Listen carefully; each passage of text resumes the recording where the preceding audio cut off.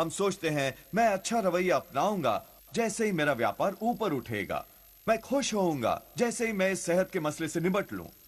मैं परमेश्वर की स्तुति करूंगा जब मैं इस कठिन समय से गुजर जाऊंगा। पर विश्वास इस तरह काम नहीं करता। हमें परमेश्वर की स्तुति करनी होगी और फिर सफलता आएगी। सपने जो लगते हैं कि कभी साकार नहीं होंगे, या तो हम नकारात्मक हो जाएं और निराश और बात करने लगें कि ये कभी काम नहीं करेगा, या फिर हम स्तुति की ओर मुड़ सकते हैं और परमेश्वर का धन्यवाद कर सकते हैं कि वो अभी भी सिंहासन पर हैं। धन्यवाद कि वो हमारी लड़ाइयां लड़ रहे हैं। उनका शुक्र करें कि वो हमेशा हमें विजयी बनाते हैं। पर बहुत बार हम सोचते हैं मैं अच्छा रवैया अपनाऊंगा जैसे ही मेरा व्यापार ऊपर उठेगा। मैं खुश होऊंगा जैसे ही मैं इस सेहत के मसले से निपट लूं। मैं परमेश्वर की स्तुति करूंगा जब मैं इस कठिन समय से गुजर जाऊंगा। पर विश्वास इस तरह काम नहीं करता। हमें परमेश्वर की स्तुति करनी होगी और फिर सफलता आएगी। आपको पहले उत्साहित होना होगा और फिर हालात आपके पक्ष में बदलेंगे। स्तुति हमेशा विजय से पहले आती है। पर जब तक हम नकारात्मक, निराश हैं, अपनी समस्याओं पर केंद्रित हैं, वो परमेश्वर को सीमित कर देगा। योना के बारे में सोचिए। वो व्हेल मछली के पेट में था। अपनी इन सभी समस्याओं के बीच उसके आसपास काई चिपकी हुई, बुरी गंध, अंधेरा, बेआरामी, कोई रास्ता दिखाई नहीं दे रहा था। वो प्रार्थना करने लगा। पहले 8 वचनों में वो बस यही बात करता है कि जीवन कितना बुरा था और कैसे वो दुख में डूबा हुआ था, कैसे वो इतनी उथल पुथल से घिरा था। बस यही नकारात्मक, पराजित। कई बार जिसे हम प्रार्थना कहते हैं वो असल में शिकायतों का पुलिंदा होता है। हम परमेश्वर को बताते हैं वो सब कुछ जो गलत है, जैसे परमेश्वर को ये पता नहीं। प्रभु, मेरा धंधा चौपट है, ये बॉस मुझे बहुत तंग कर रहा है, मैं इन बच्चों को नहीं संभाल सकती, मुझे 20 पाउंड कम करने ही होंगे, मेरा ब्लड प्रेशर बढ़ रहा है। ये सचमुच प्रार्थना नहीं, आप परमेश्वर को समस्याएं बता रहे हैं। और हालांकि परमेश्वर जो हम पर बीत रही है उससे चिंतित हैं, पर परमेश्वर हमारी समस्याओं से प्रभावित नहीं होते, वो प्रभावित होते हैं हमारे विश्वास से। और स्तुति है कार्यरत विश्वास। शास्त्र वचन में लिखा है, विश्वास की आत्मा हमारे शब्दों में है। मेरा प्रश्न आज यह है कि आपके मुख से क्या बाहर आ रहा है? क्या आप ये बात कर रहे हैं कि समस्याएं कितनी बड़ी हैं, या आप ये बात कर रहे हैं कि हमारे परमेश्वर कितने बड़े हैं? आप मुड़िए स्तुति की ओर। हे पिता, बिजनेस धीमी है, पर मैं आपका धन्यवाद करना चाहता हूं मेरी सभी जरूरतें पूरा करने के लिए। मैं जानता हूं आप यहोवा जायरा हैं, प्रभु और मेरे दाता। आपने कहा मैं उधार दूंगा, लूंगा नहीं। इसलिए मैं धन्यवाद करना चाहता हूं कि हर चीज जिसे मैं छूंगा वो संपन्न और सफल होगी। आप इस तरह कहेंगे तो सर्वशक्तिमान परमेश्वर प्रकट होंगे। यही योना ने किया। 8 वचनों तक शिकायत करने के बाद वचन 9 में उसका हृदय परिवर्तित हुआ। उसने कहा, हे प्रभु, अपनी मुश्किलों के बावजूद मैं तुम्हारी स्तुति करूंगा, मैं अपनी स्तुति की भेंट अर्पित करूंगा, धन्यवादी स्वर से चिल्लाकर।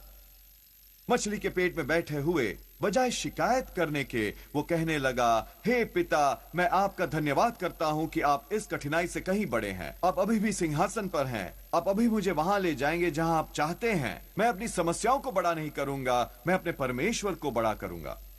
अगला वचन कहता है, मछली ने उसे उगल दिया सूखी भूमि पर और वो अपनी तकदीर निभाने आगे बढ़ा।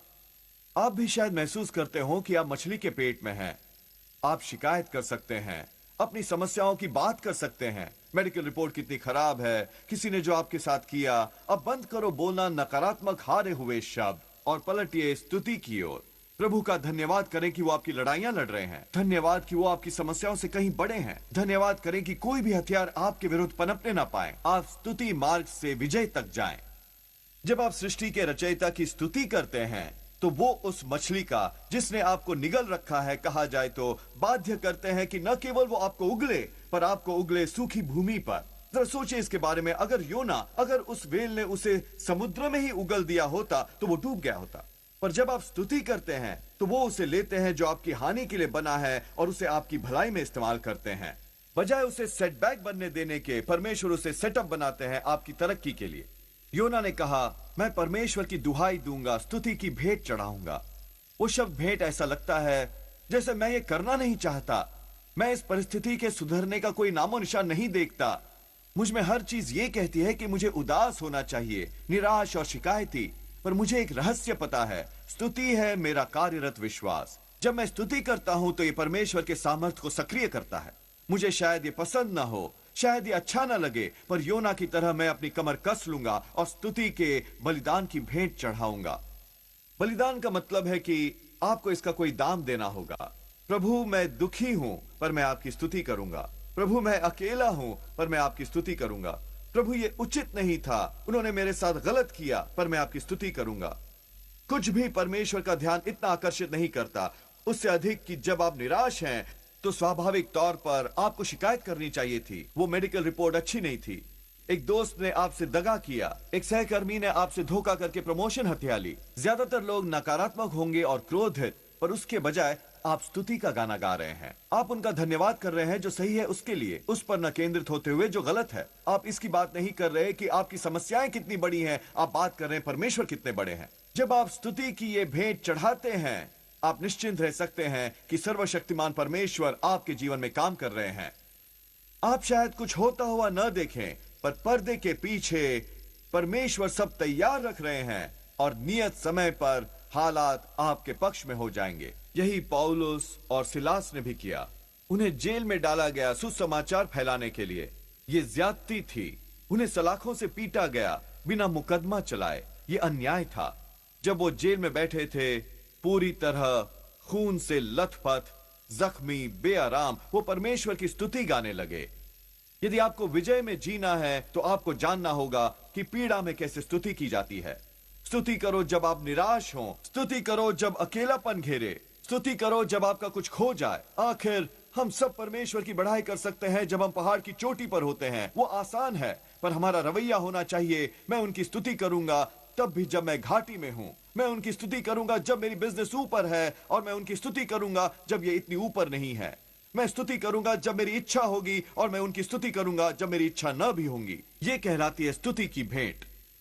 जब वो जेल में बैठे थे, आधी रात को परमेश्वर की स्तुति गाते हुए, एकदम अचानक वहां एक बड़ा भूचाल आया और जेल के दरवाजे खुल गए, जंजीरें टूटकर गिर गईं और वो आजाद होकर बाहर आ गए। हुआ क्या था? वो स्तुति द्वारा विजय की ओर गए। हमारा एक बहुत ही वफादार सदस्य है, एक सज्जन, नाम है फ्रेडी लैम। फ्रेडी हमेशा मुस्कुराता रहता है, वो विश्वास और आनंद से भरा रहता है। मैं उसे यहाँ हमेशा देखता हूँ। अतीत में 1990 में फ्रेडी फ्रीवे से जा रहा था कि उसका टायर पंचर हो गया। वो गाड़ी खड़ी करके उस टायर को बदलने वाला था। जब वो खड़ा था डिक्की पर, अपना स्पेयर टायर निकालने ही वाला था, एक शराबी ड्राइवर सड़क से हटकर कोने पर चला आया और उसे टक्कर मार दी। उसकी दोनों टांगे कुचल दी। उन्हें काटना पड़ा, जरा सा घुटने के ऊपर से। मेरे माता पिता उसे हॉस्पिटल में देखने गए। उन्हें सचमुच पता नहीं था कि किसकी उम्मीद की जाए। बहुत से लोग काफी निराश होते, शायद थोड़े उदास भी, पर फ्रेडी नहीं। वो जानता है कि स्तुति की भेंट कैसे चढ़ाते हैं। जब मेरे माता पिता उस कमरे में दाखिल हुए, फ्रेडी के चेहरे पर अभी भी मुस्कान थी। वो नाराज नहीं था, शिकायत नहीं, वो आनंद से भरा था। उसकी टांगों पर पूरी पट्टियां बंधी थीं, वो काट दी गई थी, और उस बिस्तर पर लेटे लेटे उसने उन्हें ऊपर स्वर्ग की ओर उठाया, जो बस अब ठूंठ ही थी, और मेरे माता पिता से कहा, देखो पास्टर, मैं अभी भी परमेश्वर की स्तुति कर सकता हूं। आज फ्रेडी न केवल चलता है, पर फ्रेडी भाग सकता है अपनी नई टांगों पर। उस सेटबैक ने उसे नहीं रोका। वो अभी भी सब जगह जाता है, लोगों को अपनी कहानी सुनाते हुए। फ्रेडी हमारे साथ है यहाँ सामने नीचे, एक महान इंसान, विश्वास और साहस वाला। Freddie, we love you. मैंने यही सीखा है, आप एक स्तुतिकर्ता को दबा कर नहीं रख सकते। आपको शायद कुछ सेटबैक्स मिले, शायद आपको कुछ मुश्किलें आए, पर फ्रेडी की तरह अगर आप बस कमर कस लें, स्तुति की बस भेंट चढ़ाएं, तब जो आपकी हानि के लिए था राह का रोड़ा, परमेश्वर उसे चढ़ने की सीढ़ी बना देंगे। बजाय आपको नीचे गिराने के, परमेश्वर आपको और ऊपर ले जाएंगे। शायद आपके सामने कोई बड़ी बाधा खड़ी हो, शायद कोई बड़ी चुनौती आपकी ओर बढ़ रही हो, पर अब निरुत्साह होने का समय नहीं, अब शिकायत करने का समय नहीं है। जान ले कि कठिन समय में पहले से भी कहीं ज्यादा आपको स्तुति बढ़ाने की जरूरत है। परमेश्वर का धन्यवाद करने लगे उनकी भलाई के लिए। हाँ, फ्रेडी ने अपनी टांगे खो दी, पर वो परमेश्वर का धन्यवाद कर रहा था कि उसने अपनी जान नहीं गंवाई। आपने शायद एक लड़ाई हार दी हो, पर उनका धन्यवाद कि आप महायुद्ध नहीं हारे। आप पस्तहाल हो, पर उनका धन्यवाद कि आप ऊपर आ रहे हैं। आपके प्लान शायद कामयाब ना हुए हों, पर उनका धन्यवाद कि उन्होंने आपके लिए कुछ बेहतर संजो रखा है। अपनी कमर कस लीजिए और स्तुति को बढ़ाइए। जब आप स्तुति करते हैं, जंजीरें टूट जाती हैं। जब आप स्तुति करते हैं, नए द्वार खुल जाते हैं। जब आप स्तुति करते हैं, स्वर्गदूत काम पर लग जाते हैं। जब आप स्तुति करते हैं, विजय आपकी ओर आती है। मैंने कहीं पढ़ा है कि अतीत में 1880 में ये खोज करता जाया करते थे, विशाल मरुस्थल को पार करते हुए। वो उनकी अपेक्षा से कहीं ज्यादा विशाल था। उनका हिसाब गलत हो गया और उनके पास पर्याप्त पानी नहीं रहा। उन्होंने सतह के करीब अलग अलग जगहों पर खुदाई शुरू की, 1 से 2 फुट नीचे तक पानी खोजने की कोशिश में, पर उन्हें कोई सफलता नहीं मिली। उन्हें अपनी जान से हाथ धोना पड़ा पानी की कमी के कारण। बहुत साल बाद ये खोजा गया कि पानी ठीक वहीं पर था जहां उन्होंने अपनी जानें गंवाई थीं। केवल एक ही समस्या है, वो 3 फुट नीचे था और उन्होंने सिर्फ 2 फुट तक खोदा था। अगर उन्होंने बस थोड़ा सा और खोदा होता तो उन्हें पानी मिल गया होता जिसने उनकी जान बचा ली होती। यही सिद्धांत सच होता है जब आप सूखे मौसम में होते हैं। आपको कोई ब्रेक्स नहीं मिल रही, बिजनेस धीमी है, आप एक रिश्ते से जूझ रहे हैं। बहुत आसान है ये सोच लेना ये कभी नहीं बदलने वाला। मैं कभी अपने सपनों को साकार नहीं होते देखूंगा, इस समस्या से नहीं निकलूंगा। अब उन्हीं शुरुआती खोजकर्ताओं की तरह पानी वहां है, रसद वहां है, आपको बस थोड़ा और गहरा खोदना पड़ेगा। और यदि आप आत्मदया झाड़ फेंकें, झाड़ दें जो काम नहीं कर पाया, उस आलस को झाड़ दें और अपनी स्तुति को बढ़ा दें, आप पाएंगे कि आप स्तुति द्वारा विजय की राह बना सकते हैं। भजन 149 इसके बारे में बात करता है कि कैसे जब परमेश्वर की ऊंची स्तुति हमारे मुख से बाहर आती है, तब परमेश्वर लड़ाई छेड़ देंगे हमारे शत्रुओं के विरुद्ध। ऊंची स्तुति का मतलब है कि आप उत्साह से भरकर परमेश्वर का धन्यवाद करें। आप उत्साहित हैं उसके लिए जो परमेश्वर ने आपके लिए किया है। ये दूसरा स्थान नहीं रखता या मेरे पास समय होगा तो नहीं, आप हमेशा परमेश्वर की स्तुति गाते हैं। आप अपने दोस्तों को बताते हैं कि कैसे परमेश्वर ने आपको आशीषें दी हैं। अपनी कार में आप परमेश्वर की स्तुति के गाने गाएं। ऑफिस में अपनी दबी सांस में आप परमेश्वर का धन्यवाद करें। राशन की दुकान में आप एक धुन गुनगुना रहे हैं, मैं परमेश्वर का दोस्त हूं। आप स्तुति से भरे हुए हैं तब भी जब कोई आपकी पांव की उंगली मसल दे, बजाय शिकायत करने के आप कहते हैं थैंक यू जीसस। आप सुबह उठें और कहें प्रभु मैं आज आपसे प्रेम करता हूं, मैं आज आपकी स्तुति करता हूं, मैं आपका धन्यवाद करता हूं एक और खूबसूरत दिन के लिए। जब ये उच्च स्तुति आपके मुख से निकलती है, शास्त्र वचन में लिखा है सर्वशक्तिमान परमेश्वर आपके शत्रुओं के विरुद्ध जंग छेड़ देगा। यही हुआ था यहोशू के साथ। वो और इजराइल के लोग प्रतिज्ञा के प्रदेश की ओर बढ़ रहे थे, पर उनके रास्ते के बीचों बीच एक बहुत बड़ी बाधा थी। वो था यरीहो शहर। वो उसके गिर्द से नहीं जा सकते थे, उन्हें उसके बीच से ही जाना पड़ रहा था। यरीहो एक बहुत बड़ा किलेनुमा शहर था। उसके पूरे गिर्द ये विशाल दीवारें थीं। आपके और आपके भाग्य के बीच हमेशा यरीहो होंगे, कोई चीज जिसके गिर्द से आप नहीं जा सकते। या तो आपको इसे हटाना होगा या ये आपको हटा देगा। परमेश्वर ने यहोशू से कहा कि लोगों से कहें कि 6 दिन तक शहर पनाह के गिर्द चक्कर लगाएं, दिन में 1 बार, और 7वें दिन वो 7 बार चक्कर काट चुके होंगे। उन्हें कहा गया था कि एक शब्द ना बोलें, कोई बातचीत, कोई फुसफुसाहट नहीं, कोई शिकायत नहीं। उन्हें पूरी तरह खामोशी से मार्च करना था। 7वें दिन 7वें चक्कर पर परमेश्वर ने इस बार कहा मैं तुमसे कुछ अलग करवाना चाहता हूं। जब तुम चलोगे तो मैं चाहूंगा तुम चिल्लाकर स्तुति करो। मैं कल्पना कर सकता हूं कि उस 7वें दिन वहां इतना उत्साह रहा होगा।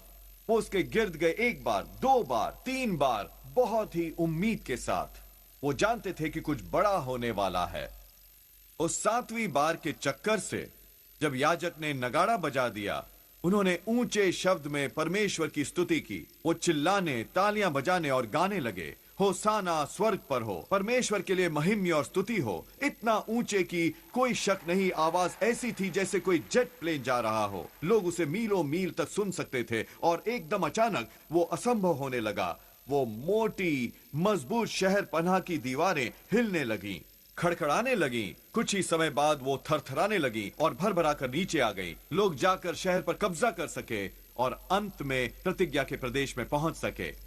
बहुत बार हम सोचते हैं कि मैं तब चिल्लाऊंगा जब दीवारें नीचे आ जाएंगी। मैं चिल्लाऊंगा अपनी विजय के बाद, प्रमोशन के बाद, सफलता के बाद। नहीं, वो पिछड़ापन है। ये चिल्लाहट ही है जो परमेश्वर के सामर्थ्य को सक्रिय करती है। और मैंने समझ लिया परमेश्वर तब भी हमें सुनते हैं जब हम फुसफुसाते हैं। पर मेरा मानना है कि कुछ दीवारें हैं जो नीचे नहीं आती परमेश्वर की ऊंची स्तुति आपके मुंह से निकले बिना। आपको स्तुति बढ़ानी होगी। आपको और तरीकों से परमेश्वर का धन्यवाद करना होगा। अपने जीवन पर उनकी भलाई का ऐलान करना होगा। आप में से कुछ शहर के गिर्द गए हैं 1 बार, 2 बार, 3 बार। परमेश्वर कह रहे हैं आप अपने 7वें दिन में आ रहे हैं, आप अपनी विक्ट्री लैप में दाखिल होने वाले हैं। अब प्रश्न ये है, आपके मुंह से क्या बाहर आ रहा है? ओ जोएल, ये दीवारें इतनी बड़ी हैं। भाई, ये समस्या मेरे ऊपर कितने अरसे से है, ये बाधाएं इतनी ऊंची हैं। अब वो बोलना बंद करें और कुछ ऊंची स्तुति बाहर निकालें। प्रभु, मैं आपका धन्यवाद करना चाहता हूँ। आप इस समस्या से बड़े हैं, आप व्यसन से कहीं अधिक ताकतवर हैं। हे पिता, आप मेरी लड़ाई मेरे लिए लड़ रहे हैं। यदि आप ऊंची स्तुति अपने मुंह से आने देंगे, फिर यहोशू की तरह आपको तैयार हो जाना है। दीवारें नीचे आने वाली हैं, बाधाएं तोड़ दी जाने वाली हैं, नए दरवाजे खुल जाने वाले हैं, व्यसन की जंजीरें ढीली पड़ जाएंगी, सपने साकार हो जाएंगे। यशायाह 54 में लिखा है, हे बांझ, तू जो पुत्रहीन है, जय जयकार कर। तू जिसे प्रसव पीड़ा नहीं हुई, गला खोलकर जय जयकार कर और पुकार। ये कहना हुआ कि अगर तुम्हारे सपने अभी तक पूरे नहीं हुए, अगर अभी भी अजन्मी प्रतिज्ञाएं हैं, यदि आप बांझ महसूस करते हैं, तो बैठे न रहो, हार कर। ये न कहो बहुत बुरा हुआ, ये कभी नहीं होगा। अब परमेश्वर कह रहे हैं कि अगर तुम पहले से कहीं ज्यादा बांझ महसूस कर रहे हो, तो स्तुति बढ़ाओ। ये क्यों है? स्तुति एक स्थिति को जन्म देती है। जब आप धन्यवादी होते हैं, जब आपके हृदय में एक गाना होता है, जब आप परमेश्वर की भलाई की बात करते फिरते हैं, आप स्वयं को ऐसी स्थिति में ला रहे हैं कि उस प्रतिज्ञा को जन्म दें। मिसाल के लिए, शायद आप कुंवारे हों और आप उम्मीद कर रहे हैं सही व्यक्ति से मिलने की। आप ये तो नहीं सोचना चाहेंगे, मैं बेचारा, ये कभी होने वाला नहीं। आप स्तुति का गीत गाएंगे, प्रभु मैं आपका धन्यवाद करना चाहता हूँ, आप मेरे कदम निर्देशित कर रहे हैं, मुझे सही समय पर सही जगह रख रहे हैं। हे पिता, मेरे जीवन में किसी संपूर्ण व्यक्ति को लाने के लिए धन्यवाद। हर बार जब आप स्तुति करते हैं, आप स्वयं को प्रसव की स्थिति में ला रहे हैं। आप एक कदम नजदीक हो जाते हैं सपने के साकार होने के। अपनी सेहत में शायद आप संघर्ष कर रहे हो एक बीमारी से लंबे समय से। आसान होगा वहीं स्थिर हो जाना और सोचना, मैं हमेशा बांझ ही रहूंगा, मैं कभी इस पीड़ा से आजाद नहीं होऊंगा। अब मुड़िए स्तुति की ओर। प्रभु, मैं धन्यवाद करना चाहता हूं कि आप मेरी सेहत बहाल कर रहे हैं। प्रभु, धन्यवाद कि आपने मुझसे कहा कि आप मुझे दीर्घायु से संतुष्ट करेंगे। मैं विश्वास करता हूं कि अभी भी स्वास्थ्य, चंगाई, संपूर्णता और विजय मेरे पीछे आ रहे हैं। कारण यह है कि बहुत से लोगों में संभावना होती है जो जन्म से पहले ही मर जाती है, क्योंकि वो नकारात्मक होते हैं, वो शिकायतें करने लगते हैं। ये जानिए कि आप कभी भी धन्यवादी आत्मा के बिना जन्म नहीं देंगे। वो प्रतिज्ञा जिस पर आप आस लगाए हैं, वो सपना जिस पर आपका विश्वास है, वो तैयार है, वो विकसित है, वो बड़ी हो गई है। अब यदि आप बस स्तुति बढ़ा दें, आप इसे साकार होता देखेंगे, आप उस प्रतिज्ञा को जन्म देंगे। 2 राजाओं अध्याय 3। लोग बहुत ही भयंकर सूखे से जूझ रहे थे। बहुत अरसे से बारिश नहीं हुई थी, आकाश में एक बादल तक नहीं था। उसके ऊपर वो उस घाटी में थे जहां कभी बारिश नहीं हुई थी। भविष्यवक्ता एलिया ने उन्हें निर्देश दिया कुछ करने का जो बहुत अजीब सा लग रहा था। उसने उनसे कहा कि पूरी घाटी में गड्ढे खोदें, उसकी तैयारी में कि उनमें पानी जमा किया जा सके उस बारिश का जो होने वाली है। हम में से ज्यादातर ने यह कहा होता, अब एलिया, हम उस घाटी में हैं जहां कभी बारिश होती ही नहीं, साथ ही हम सूखे के बीचों बीच हैं। अगर हमें काले बादल दिखें, अगर हमें बारिश के आसार दिखें, तब शायद हम गड्ढे खोदें, पर अभी नहीं। एलिया ने कहा, नहीं, ये इस तरह काम नहीं करता। यदि तुम बारिश देखना चाहते हो तो पहले तुम्हें गड्ढे खोदने होंगे। उन्होंने गड्ढे खोदे और अगले ही दिन वो पानी से लबालब भरे थे। सूखा खत्म हो गया था। शास्त्र वचन में बारिश दर्शाती है आशीष, अनुग्रह, वृद्धि। यही सिद्धांत सच है।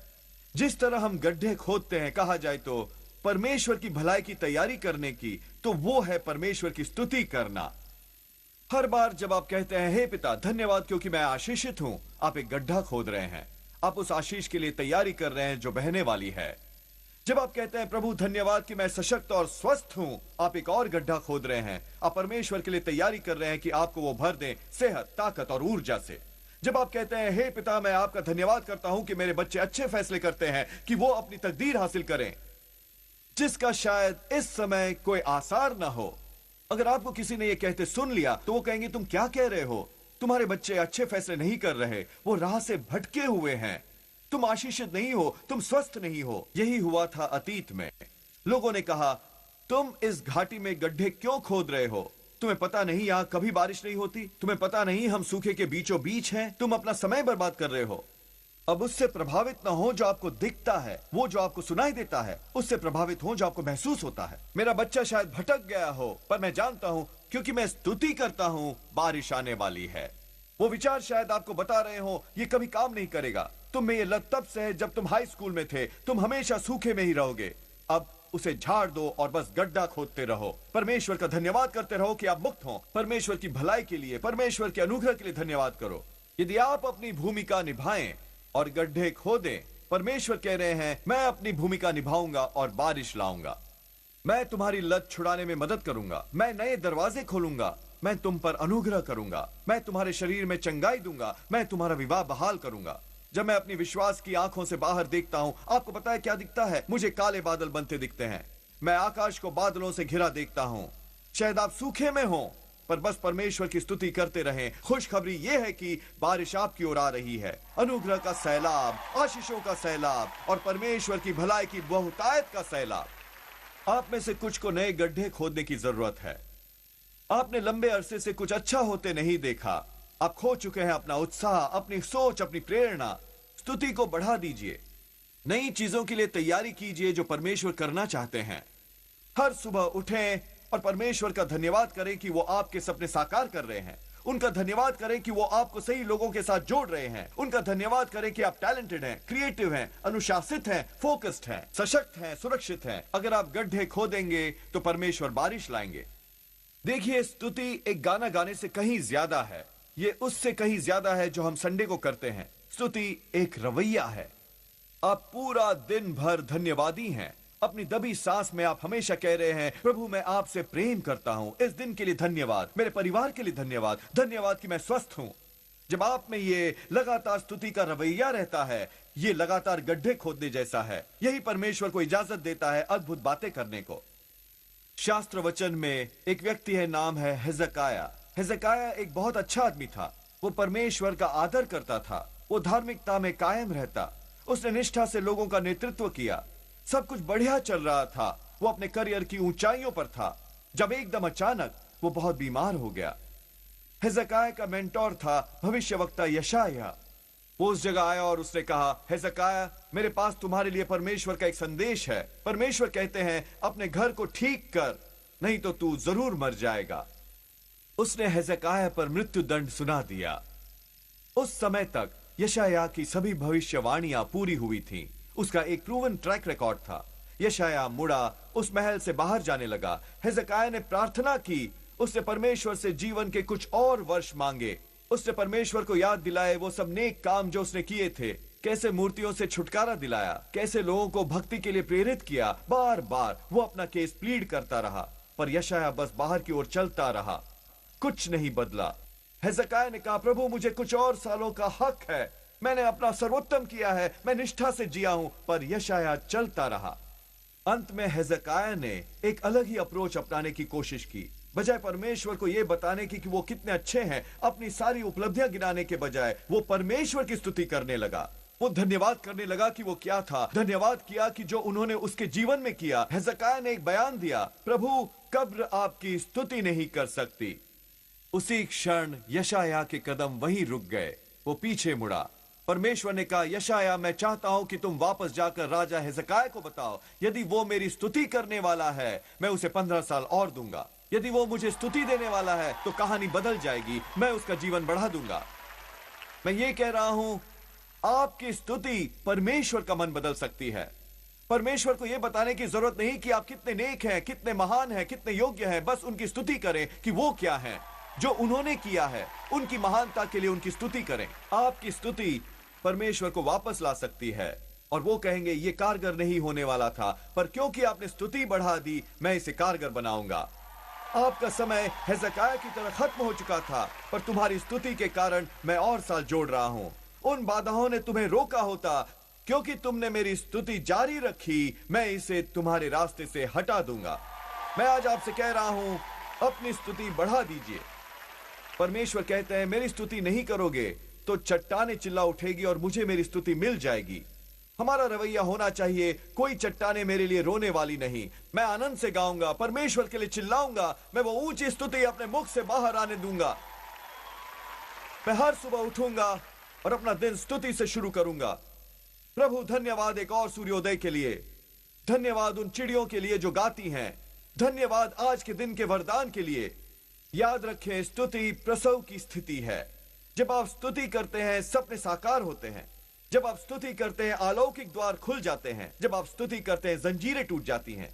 आप में से कुछ मुश्किलों में हैं, पर आपको फ्रेडी की तरह कमर कस लेनी है। आपको सीखना है स्तुति की वो भेंट चढ़ाना। आप स्तुति द्वारा विजय तक जा सकते हैं।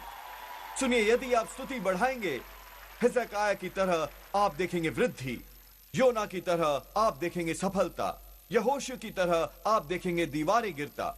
अब मैं ऐलान करता हूं, आप प्रतिज्ञा के प्रदेश में दाखिल होने वाले हैं और वो सब बनने वाले हैं जिसके लिए परमेश्वर ने आपको रचा है। आमीन। क्या आपने ये ग्रहण किया? हम अपना प्रसारण खत्म नहीं करना चाहते, आपको ये अवसर दिए बिना कि यीशु को अपने जीवन का प्रभु बनाएं। मेरे साथ प्रार्थना करेंगे। प्रभु यीशु, मैं अपने पापों का पश्चाताप करता हूं, मेरे हृदय में आइए। मैं आपको अपना प्रभु और उद्धारकर्ता बनाता हूं। ये साधारण सी प्रार्थना करके आप नए सिरे से जन्म ले चुके एक बाइबल आधारित चर्च में आइए। परमेश्वर को पहला स्थान दीजिए, वो आपको कमाल की जगहों पर पहुंचाएंगे।